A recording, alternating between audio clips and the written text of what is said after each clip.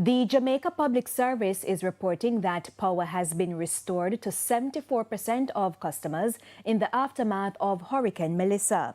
But attention remains on Westmoreland, where the system made landfall as many residents continue to live in darkness.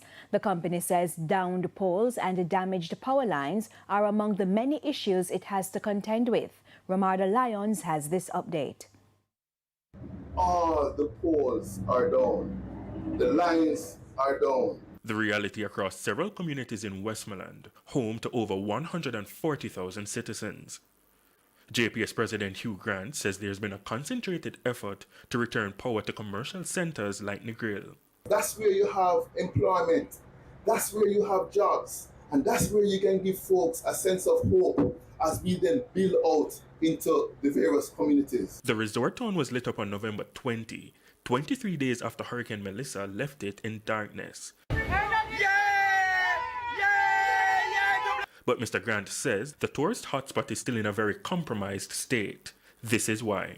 The West is separated from the East. Right now, we're literally operating two separate systems. And that is because the transmission lines, which is the backbone and the high voltage lines connecting generation to our customers, is actually significantly damaged and some are still out of service.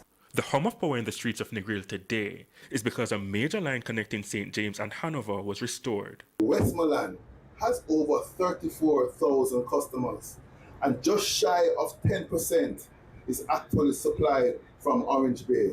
The majority is supplied from one of our substations in Paradise called Paradise Substation.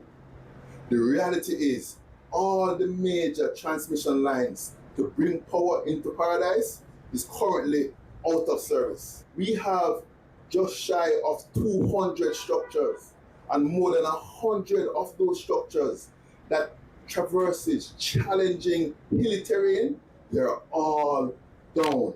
Mr. Grant says JPS is exploring creative solutions to fix the line connecting Orange Bay to Paradise. And once we get that line up, then we'll be able to start providing more power into Westmoreland. And we're targeting that. Now, several moving parts are being addressed concurrently. We're getting the power into Paradise Substation. We're getting the substation ready, so when we receive the power, it can take it. And then we're working on the distribution lines to take the power out of Paradise and power up our communities. And we're working all those three things in parallel.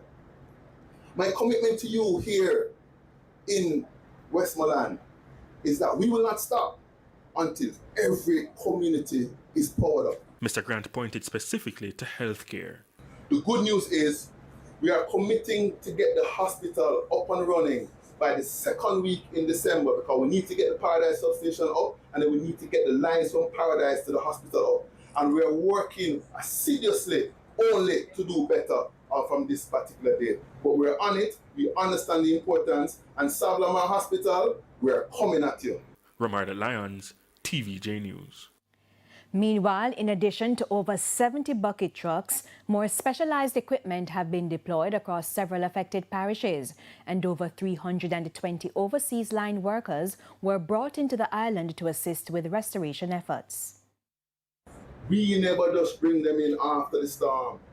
We brought in more than 70 before the storm, which is what best in class looks like. So from day one after the storm, we were mobilized, responding safely. I'm focused on delivering on our promises.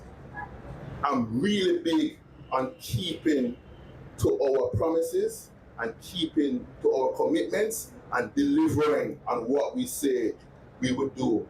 And the good news is, since the passage of Melissa, everything that we have promised, we have delivered.